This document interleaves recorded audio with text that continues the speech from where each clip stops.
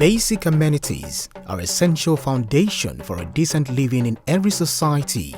Safe drinking water, sanitation, housing, all-weather road to village, electrification, healthcare center, school and many more are not considered luxury but basic for rural communities. But when all these, most especially water, have become a daydream for some villages, it calls for serious concern. This has been the story of Moro Community in Yewa area of Ogun State in Nigeria for hundreds of years until soccer came their way.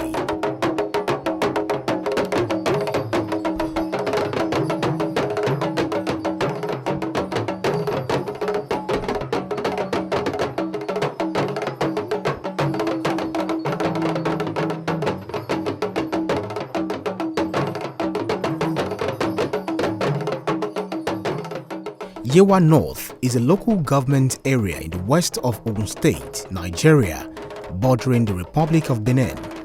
Among the 20 local governments in the state, it has the largest expanse of land with a size of over 200,000 hectares and a population of 281,826 according to the 2006 census.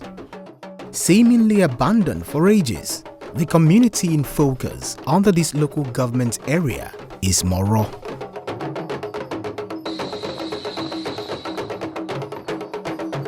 Driving to Moro is likely going on a journey to nowhere.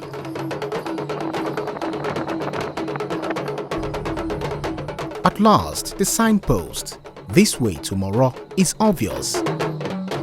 We eventually found our way to the community where lamentation and abandonment have been their story for hundreds of years. One striking challenge here has been the lack of potable water. Residents travel miles to get dirty water, which they manage for basic cleaning, drink and rub on their skin like cream. The first stop is the spot where inhabitants of this community used to dig artificial pits as they await rainfall. This has been the norm for ages. This is where Moro people get their water from. Once the rain falls, they always dig a hole here, and that over there sieve the water first before it gets down to the little hole they drill here. So they get the water from here, take it to the town. They had alum to purify it and then kind of boil it later to drink. They travel miles beyond this place and stay days while the village waits to receive the little unclean water that may not serve them for even a day.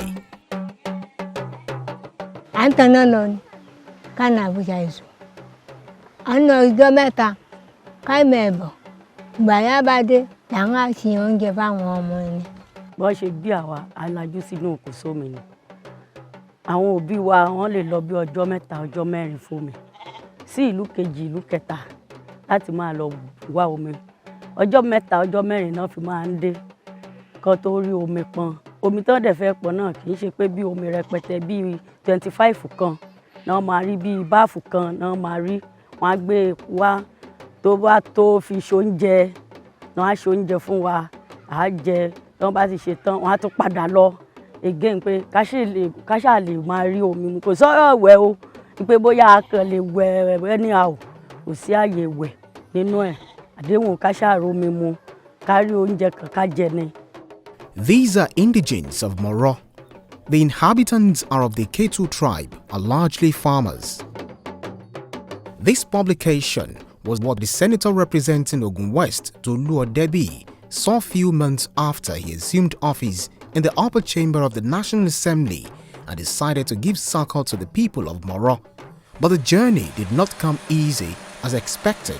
Millions of naira spent, but water was perhaps not ready to kiss Moro soil. Initially, what we wanted to do is dig a borehole and connect other communities.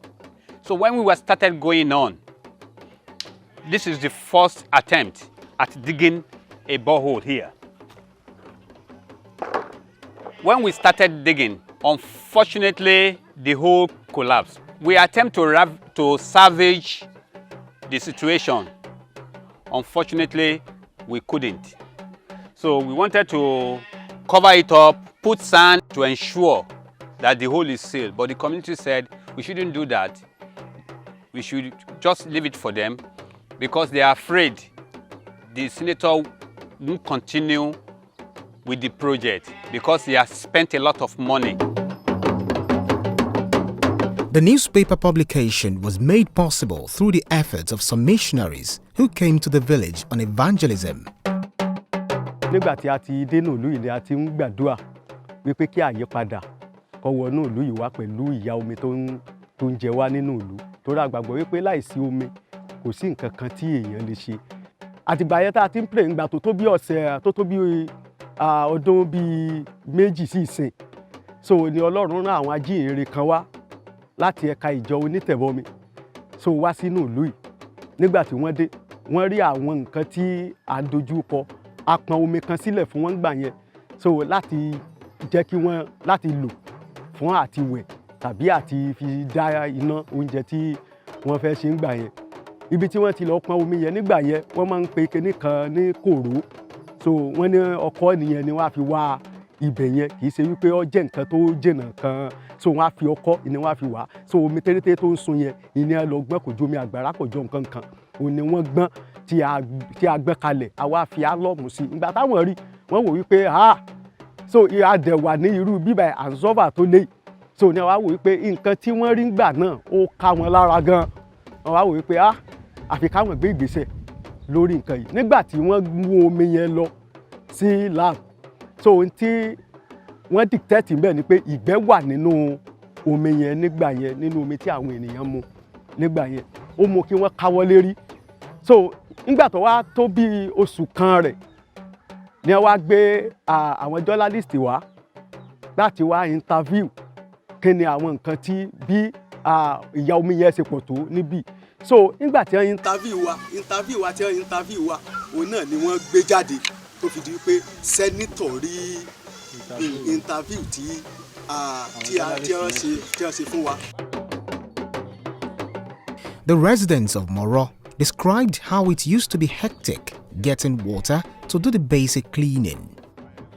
Láti nǹkan bíi about 150 years ago tí ìlú ìtiwà kò sí omi ṣùgbọ́n a dúpẹ́ lọ́wọ́ Ọlọ́run fún ibi tó dé inú ìyà omi yẹn gangan náà bí àwa sí bí àwọn tí ìṣíwájú ṣe sọ tẹ́lẹ̀ ìgbà míì gẹ́gẹ́ bí mo ṣe kéré mọ̀ yìí à ń lọ sódò fún ọjọ́ mẹ́ta ọjọ́ mẹ́rin ká torí 25 omi kan gbé wá sílé tá a bá gbé wálé náà àti fi gbọ́ oúnjẹ tó máa kánú gan wàhálà ni so nínú ìpòrúurú ọkàn yẹn la sá wà ìlú ìtẹ́kọ́ tẹ́lẹ̀ ṣùgbọ́n nígbà tí nǹkan yẹn ò bá ọ̀pọ̀lọpọ̀ lára mu wọ́n ṣí kúrò níbí wọ́n lọ sí ọjọ́ ọ̀dàn èyí tó ń lọ bíi kìlómítà mẹ́wàá sí mọ́kànlá síbi tí a wà yìí tọ́pọ̀lọpọ̀ kó lọ síbẹ̀ nítorí ọ̀rọ̀ omi.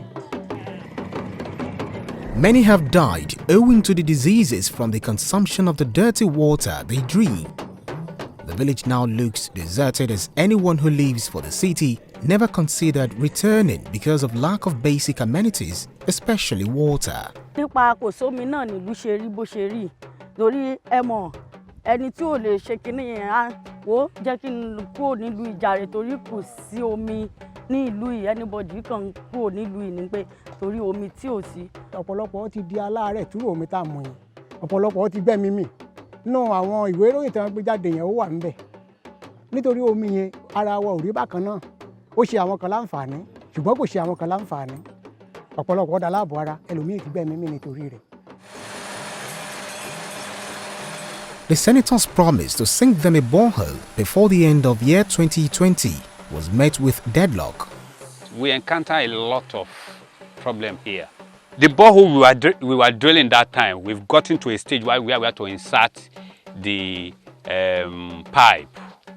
We tried to insert the pipe, everything just collapsed.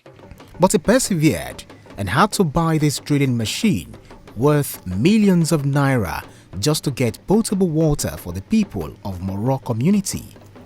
He said he's going to buy a drilling machine on his own, just to ensure Moro people get water. So he asked one guy, I think his name is called Johnson, one of the man who went around and got a drilling machine, which we bought at everything at the cost of 4.5 million. It was a fairly used drilling machine. It was satisfied good for the job. So we brought the machine, we started drilling. No result. So we left the machine for almost a year. We didn't do anything. We now contacted an expert who said he's going to drill it he's going to use our machine, the machine we bought. He's going to use it, and it's going to take him 1.5 weeks to get water in the Moro. So we started all over again. To God be the glory. Now, Moro people are happy. Alas, Moro saw water gushing out in the wake of the year 2021. Excitement filled the air. Residents are amazed to see that Moro can see water gushing from the soil.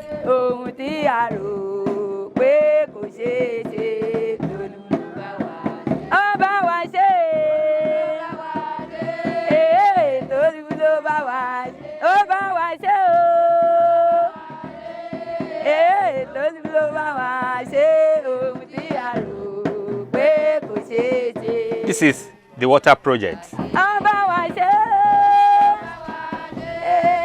You can look, you can see. Do you see?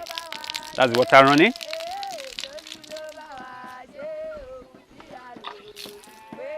Little here.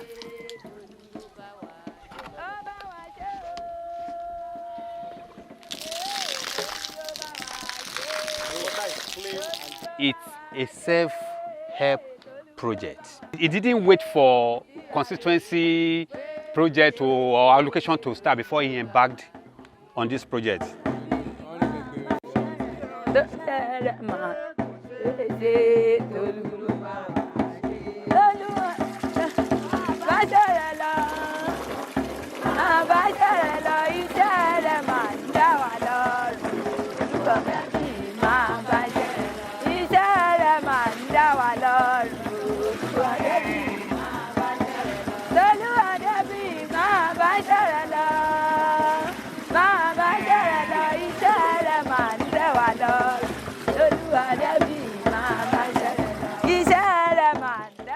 This is the Baale of Moro.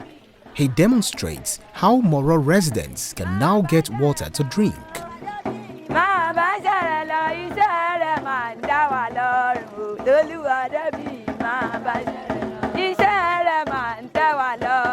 Àti jìyà ní omi pọ̀, àwa ẹ̀gbọ́n, àwa ọkọ̀ àgbàdo irọ́ kọ̀ọ̀ká.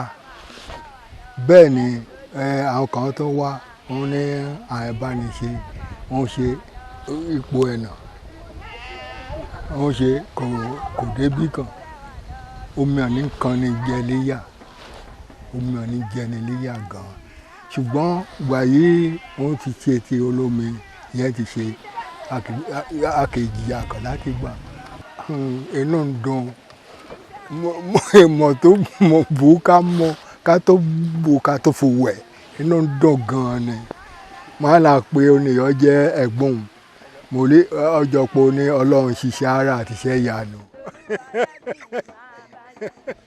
Ọjọ́ tí omi jáde níbí in fact gbogbo agbègbè yìí ni lọ́mọ̀ wípé omi jáde ní Moro àwọn kan tiẹ̀ sọ wípé irọ́ omi ò lè jáde irọ́ kò lè sómi ní Moro ẹlòmíì tọgbọ́n lásán ti torí pé òun fẹ́ wò ó bóyá omi jáde lóòótọ́ àbí irọ́ ni so nígbà tí ẹ débẹ̀ tí ẹ rí i pé omi débẹ̀ lóòótọ́ wọn kálukú yanu lẹ̀ wọn ò lè pàdé so nítorí pé ó jẹ́ surprise fún wọn wípé sí ohun rere kan alẹ́ ti Násárẹ́tì jáde wá kò sí ẹnìkan tó ní lọ́kàn wípé báyọ̀ omi tiẹ̀ lè wá nírú àkókò mo fẹ́ lè sọ wípé torí wa ni Ọlọ́run fi yan tó Sẹ́nitọ̀ Tolú Ọdẹ́bí.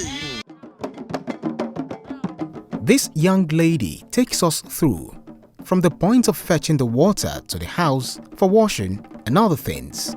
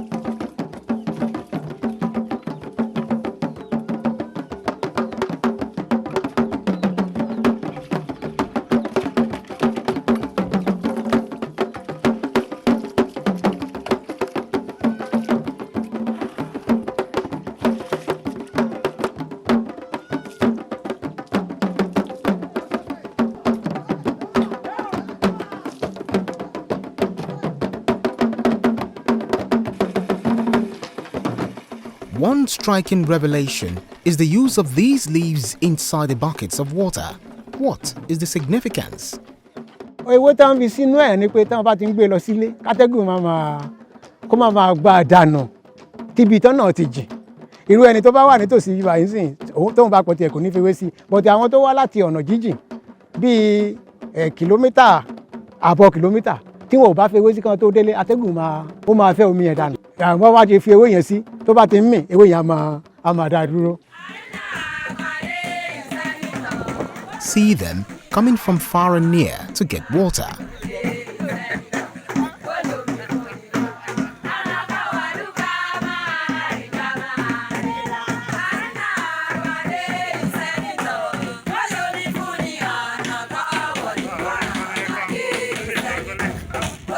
Senator Tolu Odebi does not see this as a way to score political points, but a simple gesture of giving life to people in dire need of basic amenities. It was a thing of joy for me because the sheer amount of joy that I could see from those people got me a bit emotional. It wasn't even done it's not done because of politics. I mean, I look at them as my kinsmen. I look at it from the point of humanity, that we cannot amongst ourselves have people living in such condition. So for me, it was a good thing. I'm happy for them. I congratulate them, and and I'm happy that today they're all very appreciative. They've reached out to me in so many ways, and that they're all benefiting from the little small contribution that we can provide them. How has it been for them after the inauguration of the borehole? I'm coming for sure. I'm coming where? I'm check go find one ataka ni lambo mi langwe lam for sure. Ayo ba ni la ma je.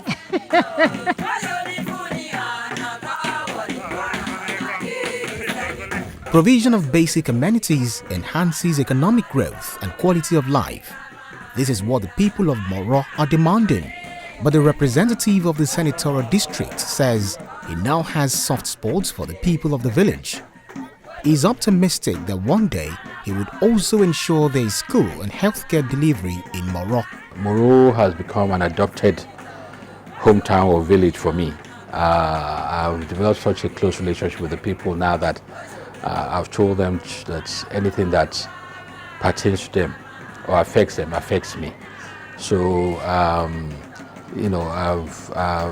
have some kind of a soft spot for them now. So whatever it is within my power that I can do, I will try and do for them.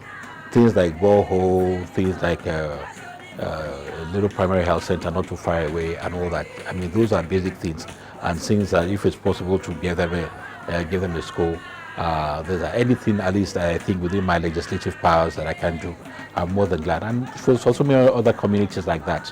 And also occasionally whenever we do empowerment, I also make sure that at least we pick some few people there that we can also empower and to make a difference in their community. They are full of prayers. A dúpẹ́ lọ́wọ́ Senator Tolu Odebi fún nǹkan ribi ohun ńlá ribiribi tí wọ́n ṣe fún wa nínú ìlú Moro. So community náà ń dúpẹ́ lọ́wọ́ wọn lápapọ̀ wípé wọ́n ṣe gan bí Ọlọ́run ti ń bẹ láàyè ikú kankan kò ní pa wọ́n. Ọlọ́run á máa mú wọn tẹ̀síwájú. Àwọn nǹkan míì tí wọ́n tún nílò tí wọ́n tún pòǹgbẹ́ fún gẹ́gẹ́ bí àti tẹ̀síwájú nínú ipò lórúkọ Jésù Ọlọ́run á mú wọn débẹ̀. Ibi tí wọ́n sì wà lọ́wọ́lọ́wọ́ ayé ò ní já wọn bọ́. A dúpẹ́ lọ́wọ́ wọn pé kí Ọlọ́run túbọ̀ ràn wọ́n lọ́wọ́ pé eléyìí ò tí ì tó o torí kò ì ká wa káàtì ẹ̀wá ṣe bíi márùn-ún gan kò ì ká wa ká máa lúwẹ̀ẹ́ nínú ẹ mọ̀ tí omi bá wà nílùú kan ìlú yẹn á develop ìlú á kún àlejò á wọ̀lú wọn á ralẹ̀ wọn á kọ́lé iṣẹ́ ńláńlá gbogbo èyí táwa náà fi ń sọ́fà lọ sóko tí iléeṣẹ́ gidi bá wà wọ́n á gba èèyàn sí iléeṣẹ́ tá a máa gbowó tá a máa ṣe gbogbo ẹ̀. Mo dúpẹ́ lọ́wọ́ Senator Tolu Odebi yìí pé Olúwa máa ràn wọ́n lọ́wọ́ òǹgbẹ wa tán nínú ìlú Moro bẹ̀rẹ̀ láti mo mú ìkíni wá láti ọ̀dọ̀ baálẹ̀ ọ̀tún àti gbogbo ìlú lápapọ̀ wípé ibi gíga yìí tí wọ́n tún lérò ju ìpele tán wà yẹn ọ̀run á mú wọn débẹ̀ gọ́fúnà ni president ni ọlọ́run á mú wọn débẹ̀ àyè gíga tí ọlọ́run ti mú wọn dé yẹn sátánì kò ní ré wọn bọ́ àlàáfíà ọlọ́run yóò sì máa bá wọn gbé bí wọ́n ṣe ń fẹ́ wa fún rere nínú ìlú Moro mo gbàdúrà ibi gbogbo tí àwọn èèyàn wọn wà ọmọ ni aya ni ẹbí àti ará ni olúwa rohun rere ká àwọn náà àlàáfíà ọlọ́run á sì máa bá wọn gbé. When I see things like this, I have time to reflect and look at what it means to serve.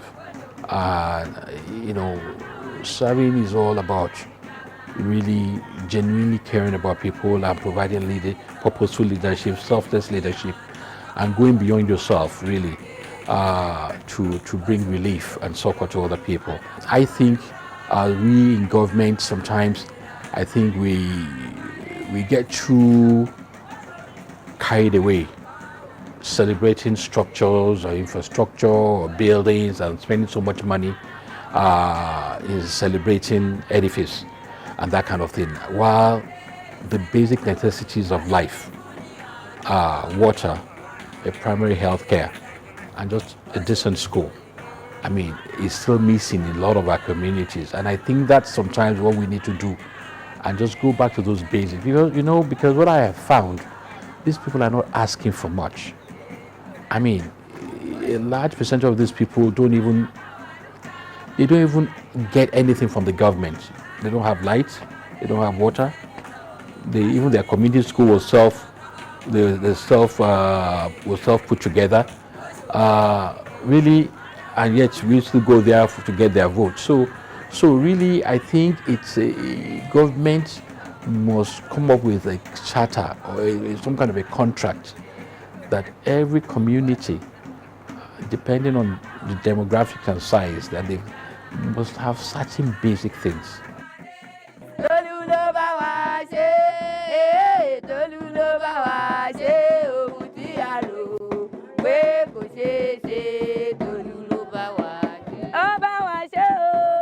See them as they dance and sing to thank the donor for putting smiles on their faces.